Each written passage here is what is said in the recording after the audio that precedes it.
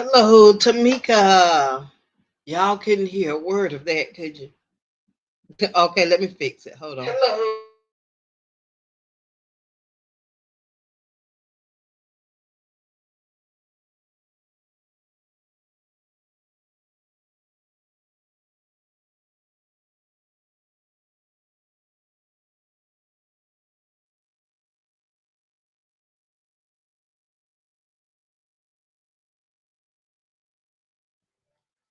This is Miss B, and we're back with the 9 Live News at 9 with Miss B and fam.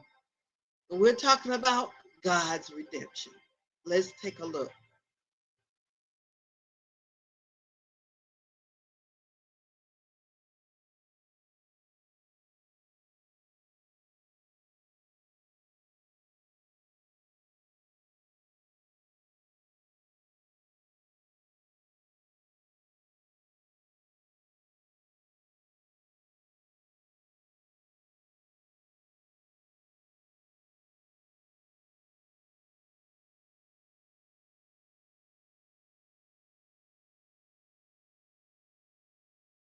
They were moving around, going in the line, going to get their food.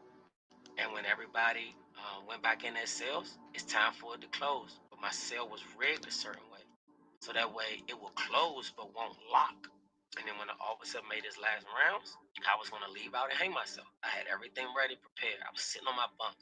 And I started just contemplating it, seeing it in my head. There was something inside was just like not convinced. I didn't even have nothing on my mind. I just felt inside like there has to be another way. I don't even know where that came from at the time.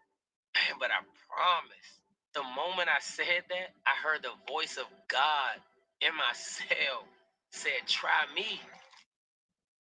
Life before Jesus, I would probably say that in maybe two words, I would say not Jesus. I say that because growing up in Washington, D.C., neighborhood, it was called Paradise, right? Funny name to name a project neighborhood called Paradise. Growing up in that neighborhood, you have a lot of crime, violence, drugs, no gangs. Like in DC, it's more like neighborhoods. So like whatever neighborhood or street you was from, that was kind of like your thing, what you represented. But it still come with the same, nonsense, the same drama, the same vicious mentality, crabs in a basket, right?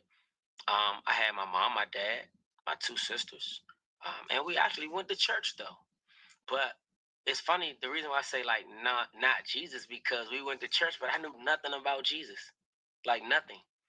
My mom played Kirk Franklin a lot, and it was weird because I remember one time he had this nice song, and I liked it a lot. That when I was like preparing drugs and stuff to sell on the corners, I was like, I want to hear that song. So I was like bagging drugs to Kirk Franklin. So it was really confusing to know, like, okay, my parents are in church. We're going to church as a young age, but I don't know what to do with this life. I didn't even consider it a lifestyle. It was just like you go to church. Church is in your neighborhood, right? This is where people go when they want to feel better and get ready for the week. That's what I thought church was. I didn't have a desire for God, a desire for church. I didn't have a desire for anything spiritual. All I knew was when I come outside, it's hundreds of people in my neighborhood because I'm from a project. The difference between projects and different streets is that you have even gates that surround you that enclose you in, right? There's different buildings that make up like one neighborhood. So it's not like streets with cars passing by. It's like everybody that lives here, come outside. So it can be 200 people outside at one given time. So I knew when I come outside, that's what I see. I see money. I see nice cars. I see clothes, fancy clothes. I also see just the like people quote unquote loving each other and being family. Because in my house, the structure for family wasn't as strong as now I know it could have been, right? So when I go outside, they happy to see you outside. It's nothing like being in the house, getting ready, like maybe brushing your teeth, and then you get a knock on the door. And it's your friends, like, you coming outside? They already beat you outside. Like, that feels good. That somebody want to hang with you, right? That's what I kind of gravitated to. Because in my house, we had struggles. We had struggles. My dad was the only one working. My mom has complications, right? So she couldn't work a lot. She's have hearing complications, so she couldn't get certain jobs. Me and my sisters, we're around the same age. We're young, so of course we're not working. My dad was struggling. It was a lot. I actually look back now and I honor him for the hard work that he had to put in. But back then, as a kid, you just look at it like you don't have nothing. You look at your parents like they're not doing anything for you. You see other kids, and we all live in the same community, right? But why do they have and I don't have? So in my house, nobody really cared for each other that much or showed that they did, right? It was always about my dad trying to survive, my mom trying to be content with her situation, my sisters trying to make it out here as females, and me, now I'm in the streets. And that's how I lived my life growing up. I began, you know, doing street things around 12 years old. I started selling drugs at 12. I remember a time when I went to someone's house and he literally sold the drugs to me at 12 and thought nothing of it. And from that day moving forward, I was a drug dealer. And people would literally buy drugs from me. Adults, people, moms. It was some of my friends' parents who would buy drugs from me. Some of them knew, some of them didn't know. So when that would happen, I didn't feel like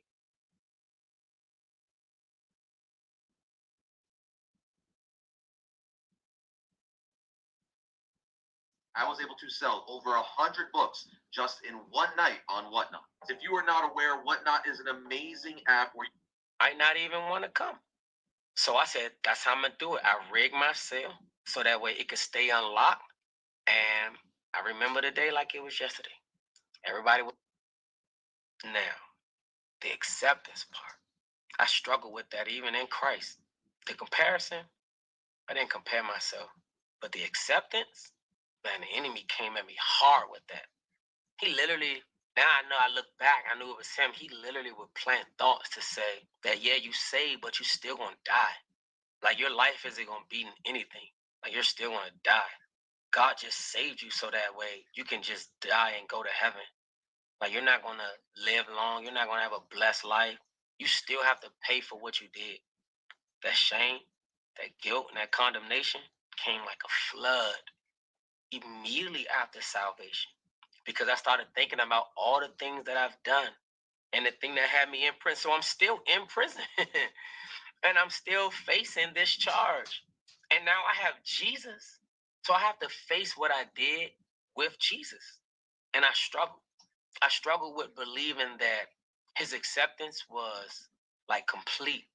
I struggle with believing that all of the emotions of guilt and shame weren't real. Because it felt real. Those feelings felt like God loves you, but you got to still pay. And I lived with that almost my entire time in jail.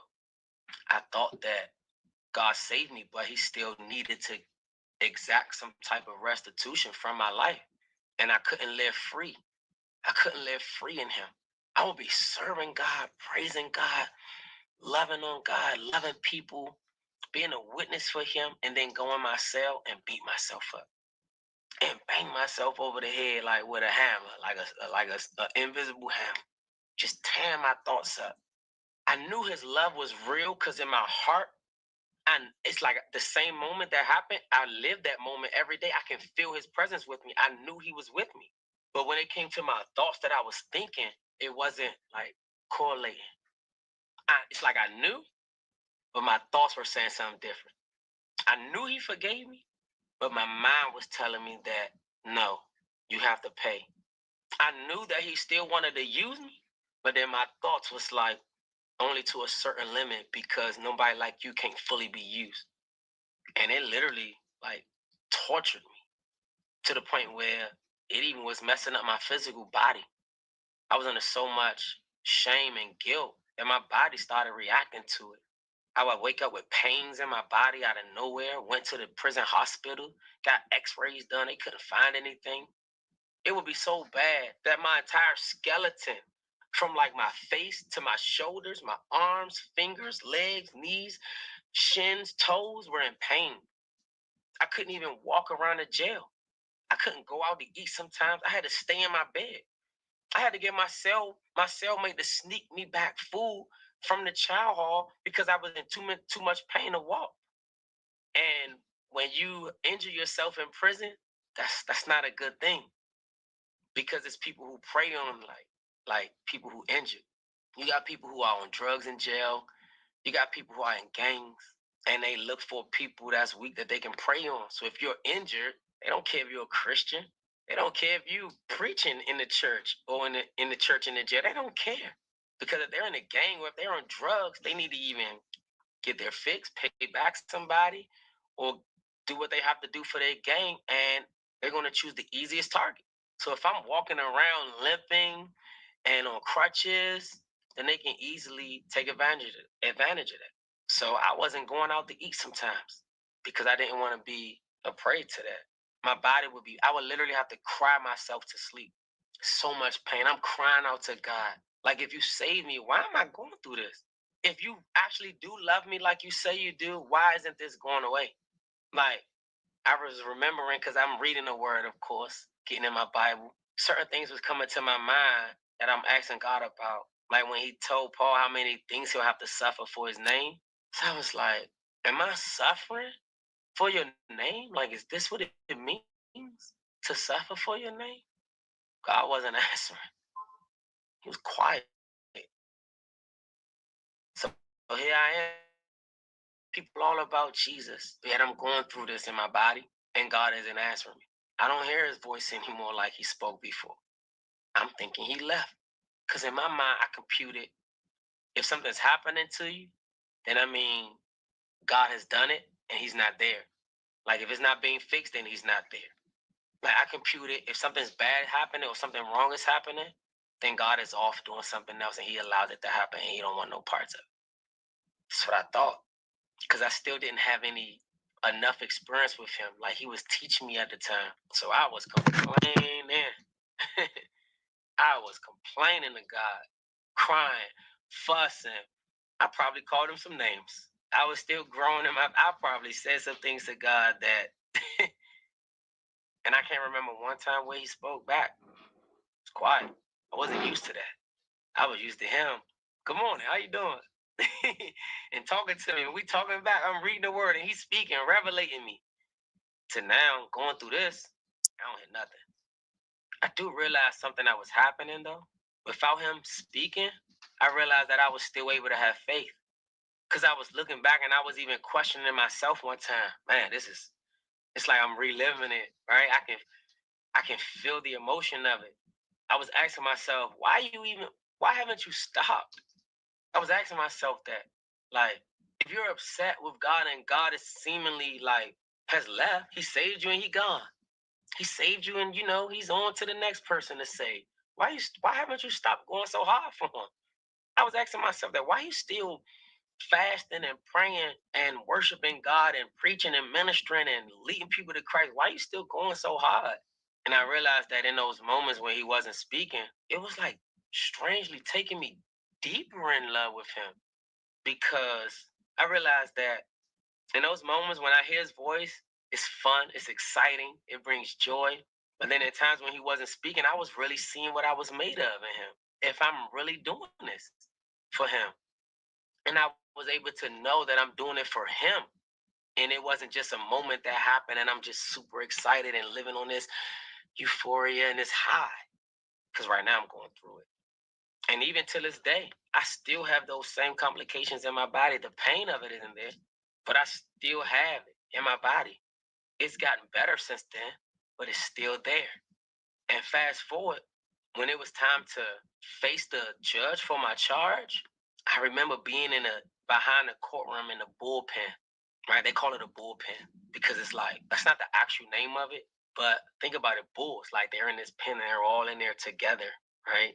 And it's like they're all waiting to be released. So they call it a bullpen because it's a bunch of animals, right? And people that's so-called vicious in one space waiting to be released. So I was in the bullpen and I was like, God, whatever's going to happen today, I just give you the rights to do it. I didn't want to lie about what happened. I was at the point in my walk where I wasn't going to lie. I wasn't going to make up some story and say a whole bunch of stuff. I told God that Whatever I have to say, I'm just going to tell the truth. And whatever your decision is, God, I'm good with that. And I got sentenced to 20 years. I come out of the courtroom. I say my little spiel with the judge because they ask you, do you have anything to say after they sentence you? Here are 3 reasons your sales team will actually want to use Monday Sales CRM. First, I say my spiel. I go back to the jail. There was a pastor that was incarcerated. I know, right? A pastor being incarcerated. And when he saw me come back, he knew I went to court. When he saw me come back, he asked me, he was like, how much time did you get? How much? Because everybody at that time knew me for serving the Lord, right? They knew me for praising God. They knew me for being a witness for Jesus, even around the whole entire jail. So this pastor, he was on a whole nother tier, and he knew of me. So he said, what happened? And I told him, I said, I took 20 years. I took a plea deal. That's what I feel like God had told me to do. And he was like, you sure? And I'm like, yeah. I said, because I was talking to my lawyer on the phone, and he asked me, like, did I want to take this plea deal or go to trial? At first, I told him I wanted to go to trial because I said, I've been preaching and teaching the gospel to people for all these months. Now it's time for me to show the faith, to show that I believe God. And for me, doing that was going to trial. But for some strange reason, my lawyer, he wasn't feeling that decision. He said, man, you can't go to trial. You can't go to trial. And I'm like, what's going on? Why are you saying that? He was like, please, you just cannot. You need to take this plea deal. You cannot go to trial. Now, it was weird because lawyers, they don't get involved like that. They don't give their opinion, their personal opinion. So with that, he's putting himself on the line for giving a personal opinion. But I guess it was something in him trying to convince me. I don't know if God was using him or not at the time. He wasn't a Christian. But what he said to me, he was like, man, you've been such a witness to my life. He said, I don't even pay nobody no attention when they tell me they gave their life to God, they're living for God, they're reading their Bible. He said, I don't pay no mind. He said, because can you imagine how many people I serve who say that? He was like, but it's something different about you. And in my heart right now, I feel led to tell you that. So I was like,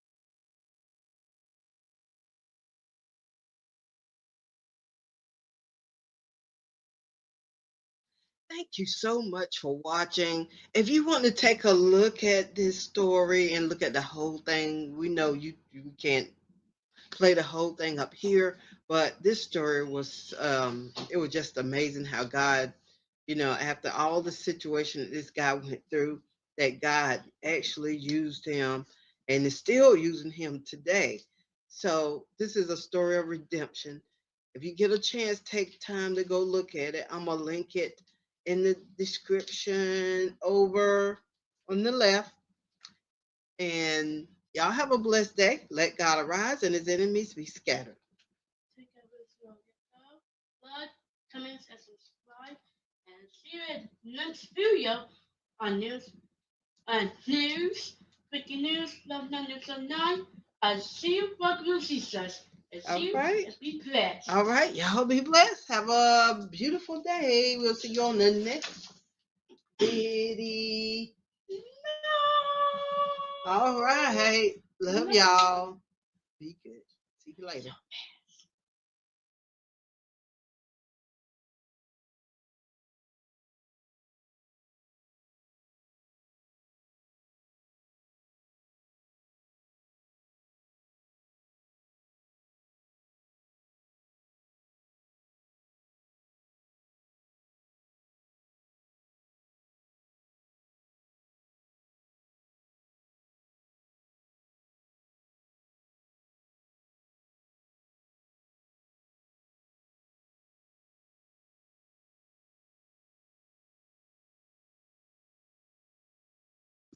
That's right, Associate Minister.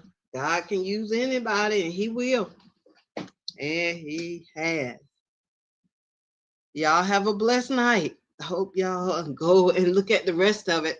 And you see at the end what happened. I can't show it all up here because of YouTube, but yeah, that was a testimony. A testimony is proof God can use anybody. You are correct.